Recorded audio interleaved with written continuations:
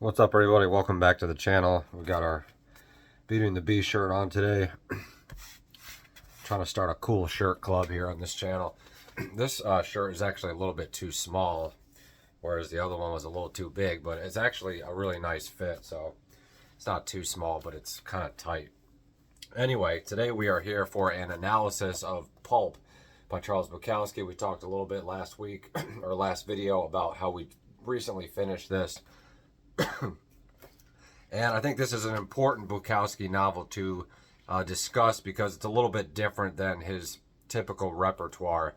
It's the last novel he wrote. It was published in 1994, just as he was kind of getting ill and dying. And we'll sort of talk about some of the things about death that show up frequently in this novel.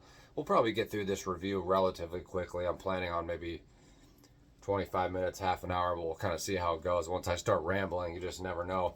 And what's interesting about Pulp, this particular Bukowski novel, is that it's a little bit different than the typical trajectory of Bukowski novels. It's still got all of his sort of nitty-gritty, down-to-earth humor. It's got all of his pessimism, all of his sort of misanthropic, really simple writing and just, really funny situations that he gets himself in, lots of drinking, lots of fighting. But the subplot, or maybe the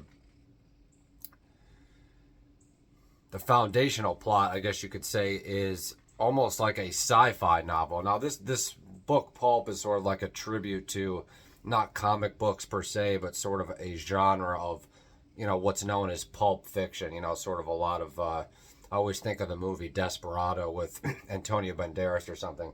A lot of guns, a lot of goofy violence, a lot of maybe a little bit of sex here and there. But it is not strictly just the typical Bukowski novel like you would get with, Post Office or Women or Ham on Rye. And I wouldn't say that this was my favorite Bukowski novel. Having said that, it does have some of Bukowski's best work in it. I probably could have done without the sci-fi subplot, but it was kind of interesting. It was entertaining. It was fun. I would say a little bit towards the middle, it sort of dragged a little bit, and then it kind of picked up again. But if you've ever read Bukowski before, it's definitely a page turner. I mean, every page, every line, every paragraph, and every word is full of a delicious little juice, as Bukowski would say. So this book basically starts out with a man known as Nick Billane. That's sort of the alter ego of Bukowski in this novel, which is also interesting because he sort of ditches the Henry Chinaski alter ego that we're used to, hearing from. And basically, he's working as a private detective, and he's still kind of living in a apartment by himself. He's drinking. He doesn't really talk much about his writing in this, but it's almost like the same character as Henry Chinaski. It's just he's basically a private investigator in this particular story. So that's basically all you need to know as far as that goes. And he's basically hired to find Celine.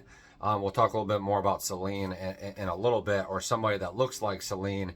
And then he's also sort of being hired to find Lady Death, or Lady Death actually hires Nick Billane to find Celine, and also the Red Sparrow, which is also important to remember. And there's a lot of different characters that kind of come and go, but the majority of them is basically Nick Billane, Lady Death, and then this Celine character. If you guys are familiar with Celine, we have his book right here, which we might actually start at some point. I don't have a picture of him, but he was sort of an existentialist, nihilistic writer, almost in the vein of Dostoevsky. I believe he's French. Originally born in, I don't know when he was born. They probably got a biography here somewhere. But the significance of Celine, this is one of his most famous ones, Journey to the End of the Night. You guys might be familiar with that. The significance of this Celine character is that Celine was, a big influence on Bukowski. He's one of the old sort of classic authors, that one of the only ones that Bukowski particularly admired. We had Dostoevsky that he liked, and Hemingway, and, Dos Passos, and John Fonte. But in terms of the really older 1800s writers, 1700 writers, it was probably Celine that Bukowski liked the best. And so there's this character in this book. It's obviously not Celine, but Lady Death and the people that are hiring Nick Billane to hire this sort of person believe that it is Celine, and he sort of looks like Celine. They later find out that it's not him.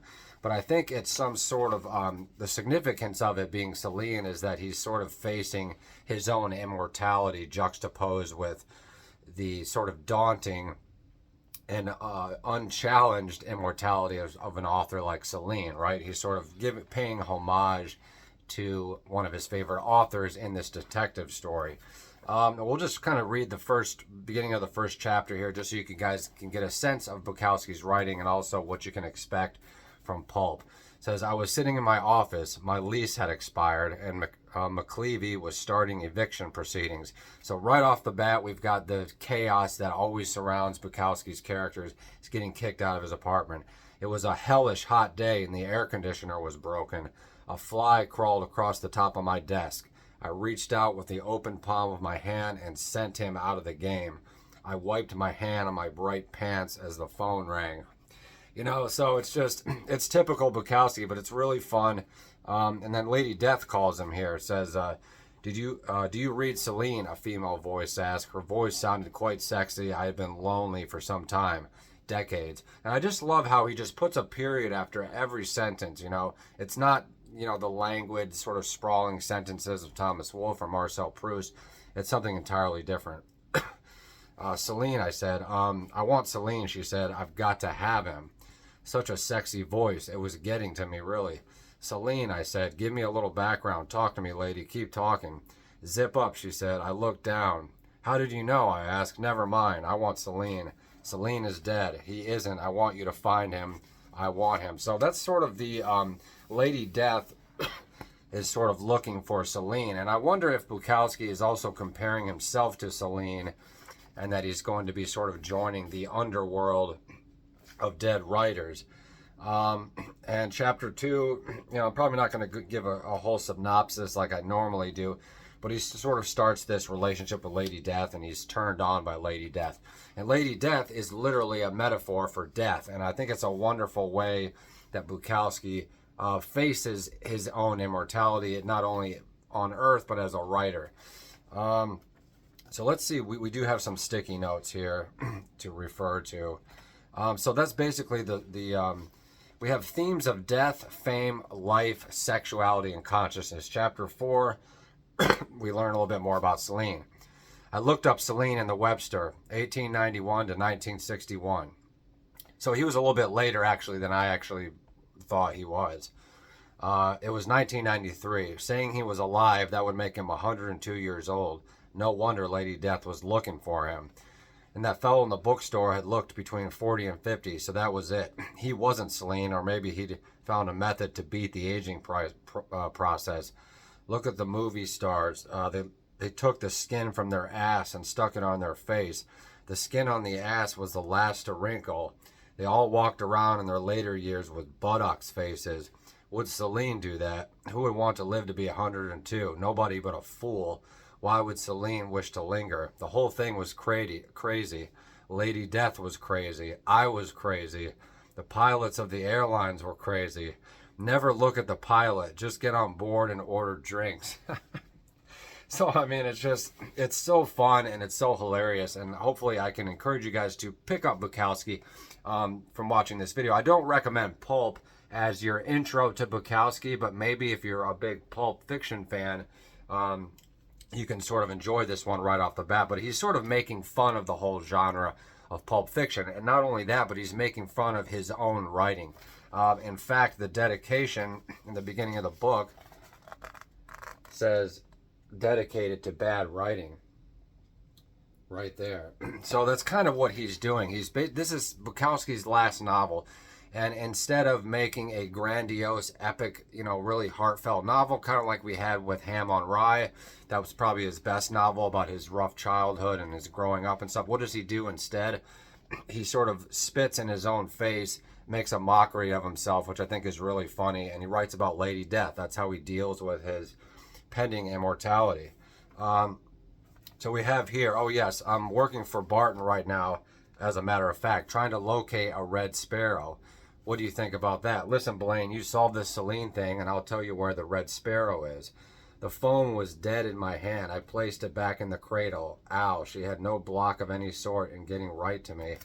I looked around for a fly to kill. I had work to do. So it's just, he's a very lazy private detective, right? He's not really that passionate about his job. Now, in the book, he's only, maybe 50 years old.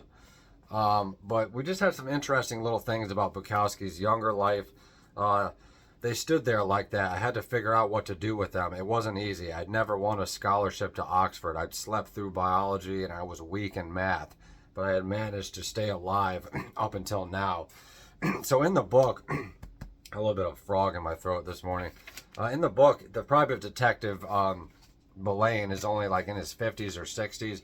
In reality, Bukowski was approaching his early 70s. He wasn't even that old, but he sort of knew that he was going to be dying soon. So he meets all these weird, interesting characters.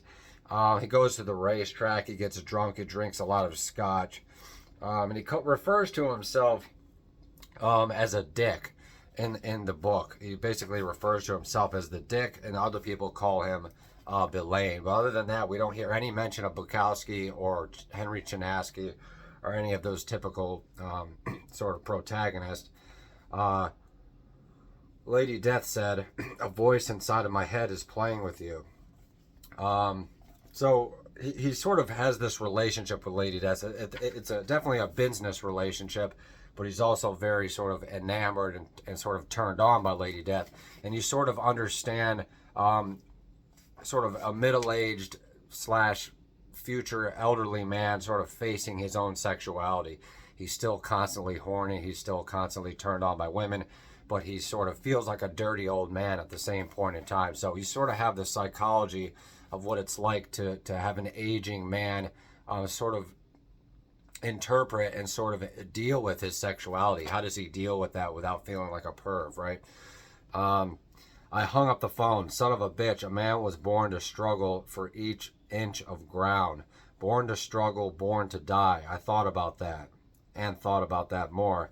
Then I leaned back in my chair, took a good drag on my cigarette, and blew an almost perfect smoke ring. So you have these little introspective, almost sort of Zen moments where Bukowski, where Nick Blaine is just sort of sitting around reflecting on life. He's drinking scotch, he's smoking a cigarette, he's killing flies, and you sort of see the nitty-gritty beauty of Bukowski and how the simplest, most depressing moments can be like almost like Buddhist mantras. Excuse me. And then we have this interesting thing on chapter 8 where we sort of Bukowski sort of starts to discuss these other writers that he admires. We have this thing here that says, "My name's Dante," said the guy from behind the desk. You all know who Dante is. Wrote the, what did he write? Paradise Lost, I think. Yeah, the whole Paradise thing. We actually got him right here. We haven't read him yet, but we're going to be getting into the Dante at some point. So I believe Bukowski must have admired Dante. You know, he wrote the Paradiso, the Inferno, and of course the Purgatorio. "My name's Dante," said the guy behind the desk, "and my name's Fonte." There's a reference to John Fonte, who asked the Dust. I actually have a copy of that here. This is one of Bukowski's other favorite writers, John Fonte. "I didn't say anything. I was fumbling in the dark. A chill ran up my back and right up through the ceiling." "Tony sent us," said the guy sitting. "Don't know it, Tony. You gentlemen have the right address?" "Oh, yeah," said the standing guy. Then Dante said, "Burnt butterfly" on it. And I wrote at the bottom, possible references to admired writers and self-confidence. So that's kind of what we're seeing. Bukowski is sort of facing his lack of confidence as a writer. He's making fun of himself as a writer. He's comparing himself to John Fonte and Dante and Celine. So just really fascinating sort of juxtaposition of how Bukowski not only faces his immortality in this novel, but he also facing his lasting ability to be a good writer. You know, he's facing his creativity as a writer. And I just think that's really brilliant. Just then the door opened and Lady Death walked in. She was really dolled up. I almost forgot about my mouth. I don't know what he means by that. She walked over to a chair, sat down, crossed her legs, her skirt riding high. None of us could believe those legs. Even I couldn't, and I had seen them before. So we get this sort of like tongue-in-cheek sort of sexuality that's really fun and just sort of interesting. You don't have to read too far into it. That's the good thing about Bukowski. I mean, you can choose to read into Bukowski if you so choose, but everything is pretty laid out simple. You don't have to really sit there and think about it too much. You kind of just sit there and enjoy it.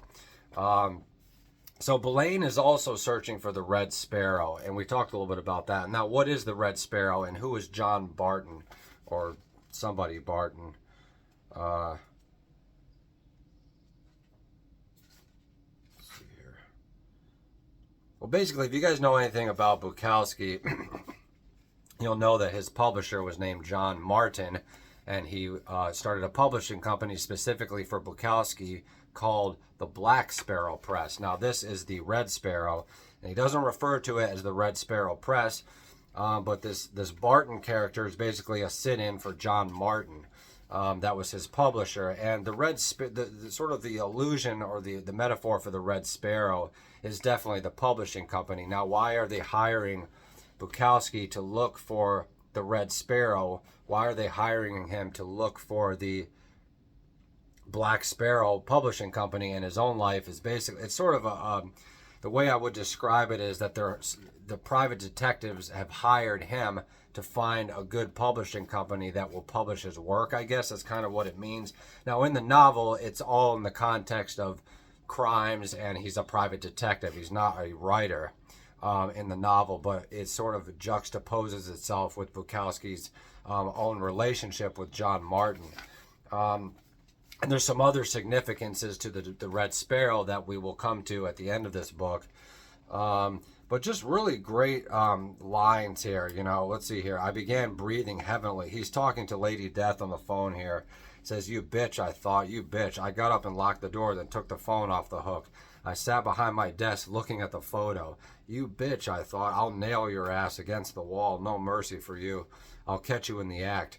I began breathing heavily. I unzipped. Then the earthquake hit. I dropped the photo and ducked under the desk. It was a good one, around a 6. So when he talks about the earthquake, could potentially be talking about an orgasm. Felt like it lasted a couple of minutes, then it stopped. I crawled out from under the desk, still unzipped. I found the photo again, put it back in my wallet, zipped up. So he's like jerking off to this picture of this woman that he's looking for. Sex was a trap, a snare. It was for animals. I had too much sense for that kind of crap. I put the phone back on the hook, opened the door, stepped out, locked it, and walked down to the elevator. I had work to do. I was the best dick in LA and Hollywood. So just really funny sort of tongue-in-cheek stuff. He's making fun of himself. He's treating himself like a dirty old man. And he's not really doing a whole lot. He's not accomplishing a lot. He's basically just making phone calls, cursing at people, jerking off to his clients, and drinking and smoking. I see. He said here, I had a vodka with a beer chaser. You had to pay. Nice thing about being a drunk, though, you were never constipated. Sometimes I thought about my liver, but my liver never spoke up. It never said, "Stop it, you're killing me, and I'm going to kill you." If we had talking livers, we wouldn't need AA. So it's just like, this book will just make you crack up. It will make you smile. It's funny. I was getting depressed. My life wasn't going anywhere. I needed something. The flashing of lights, glamour, some damn thing, and here I was talking to the dead. I finished my first drink. The second was ready. So he's going into bars, and he's getting into fights with all kinds of characters. It says here, I felt introspective. I decided not to do any more that day. Life wore a man out, wore a man thin. Tomorrow would be a better day. So it's so simplistically profound and simplistically beautiful, but it's, very, very down to earth, And then we have a reference to William Faulkner here. He had the signed copy of As I Lay Dying. Then he noticed me. In the old days, he said, writers' lives were more interesting than their writing. Nowadays, neither their lives nor the writing is interesting. So just really great juxtaposition of sort of making fun of himself, putting himself in the context of the classic great writers, and where does Bukowski sort of fall in that? I wrote here my annotations, what it's like to be alone and single. The next day I was in my office. Everything seemed to be at a dead end. It had been a terrible night. I had tried to drink myself to sleep, but the walls to my apartment were thin. I heard everything next door. And he's sort of overhearing these people having sex. I felt totally useless. I was useless.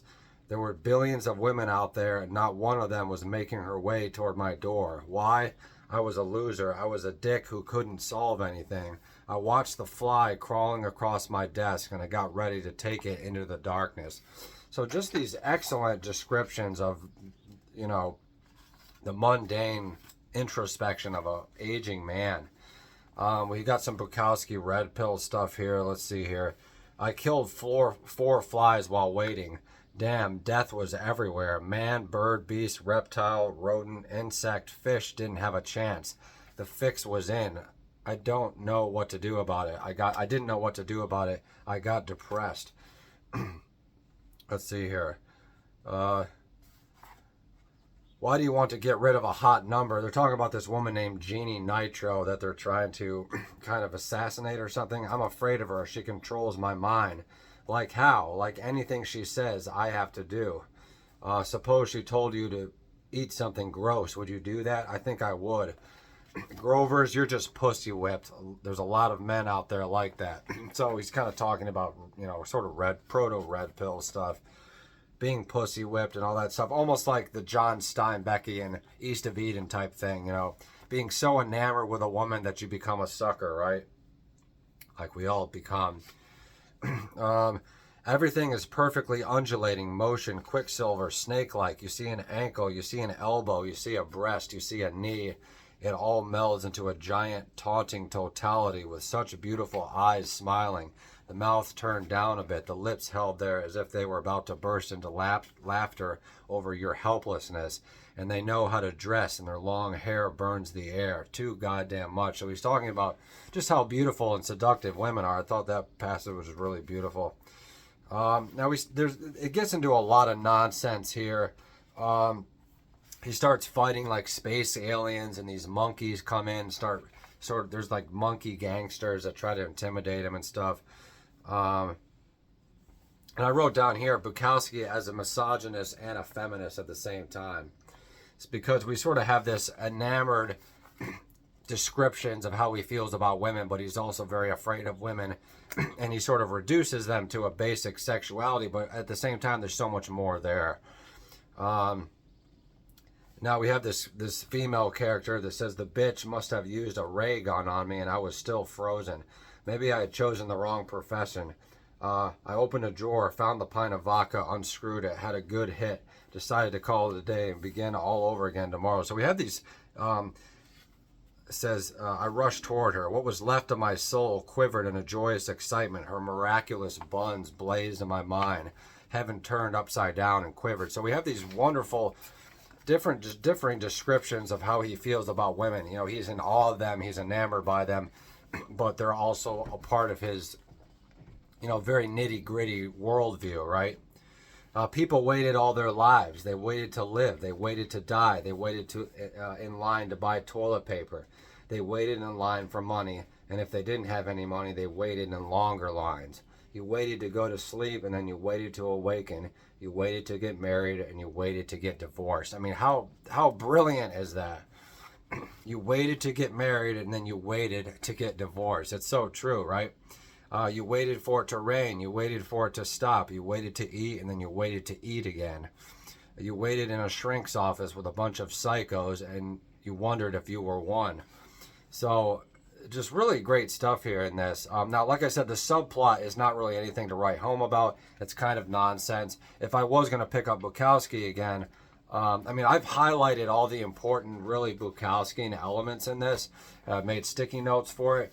But if I was going to just read a regular bare bones Bukowski book, I would definitely pick up Post Office or Women, or Ham on Rye or Hollywood. Now this will start this is basically going to be the intro video to the Bukowski series.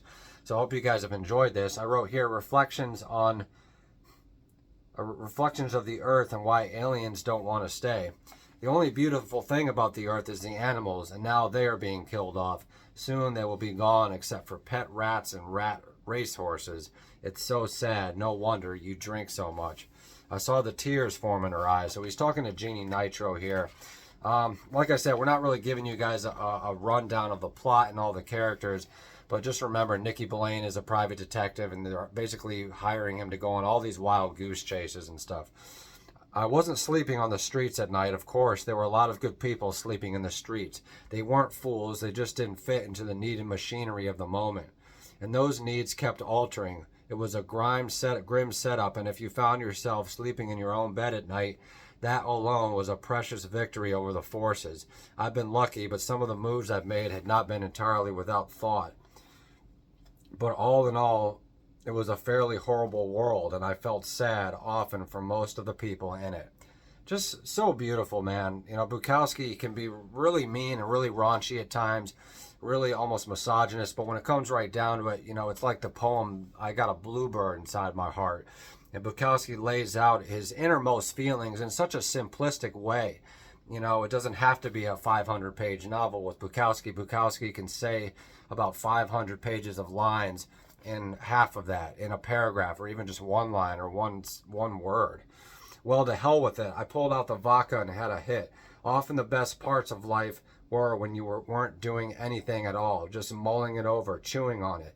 I mean, say that you figure that everything is senseless, that it can't be quite senseless because you are aware that it's senseless, and your awareness of senselessness almost gives it sense.